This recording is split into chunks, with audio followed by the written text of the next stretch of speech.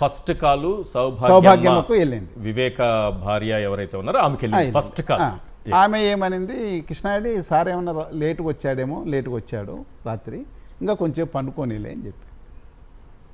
జనరల్గా ఆమెకు కూడా తెలుసు 4:30కు లేస్తారు కదా, మరి ఎందుకు ఆ మాట చెప్పిందో మనకు తెలియదు, కొంతసేపు పండుకోనిలే అని చెప్పింది.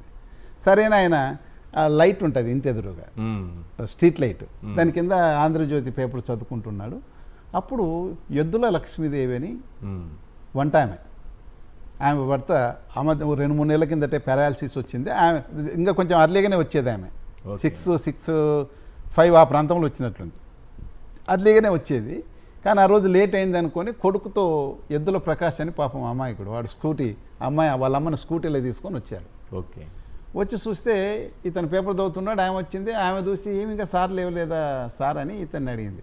అవునమ్మా, ఇంతవరకు లేవలేదు, ఇంకా లేపుకోకుండా ఉంటే సార్ మనల్ని అరిసేస్తారు, తిడతాడేమో, వాళ్ళకి ఎంత ప్రోగ్రామ్స్ ఉంటాయి, అందులో ఎలక్షన్ కదా పొద్దున్నే ప్రోగ్రామ్స్ ఉంటాయి, లేపమ్మా అని తలుపు తడితే ఇది లేవరు, మెయిన్ డోరు తూర్పు వైపు వాకిలి ఇది. ఓకే, ఆమెని మామూలుగా ఇది సదరన్ సైడు వాళ్ళ బెడ్రూమ్ కానుకొని బాత్రూమ్ ఉంది,